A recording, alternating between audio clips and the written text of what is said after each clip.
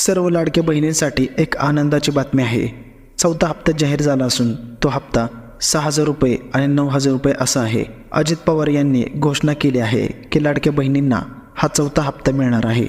कोणाला 6,000 आणि कोणाला 9,000 मिळणार आहे। आता या हप्त्याचे वितरण सुरू होत आहे। ज्या ताईंना 4,500 रुपये मिळाले आहेत त्यांनी खात्री करून घ्या की तुमचं बँक खातं आधारशी लिंक आहे। जर पैसे आले नसतील तर 181 वर कॉल करा किंवा अंगणवाडी सेविकेकडे तक्रार करा। 30 तारखेपर्यंत सर्व ताईंना पैसे त्यांच्या खात्यात जमा होतील। सर्व हप्त्याचे बजेट मार्चपर्यंत निश्चित आहे।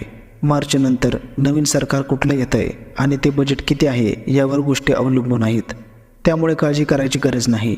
ज्यांना अजून पैसे मिळाले नाहीत त्यांना दिवाळीपर्यंत 9,000 रुपये मिळतील आणि ज्यांना 3 हप्ते मिळालेत त्यांना 4,500 रुपये मिळतील। जर तुम्हाला पैसे मिळाले नसतील तर खाली कमेंट करून सांगा। व्हिडिओ आवडला तर लाईक आणि चॅनलला सबस्क्राईब करा। धन्यवाद।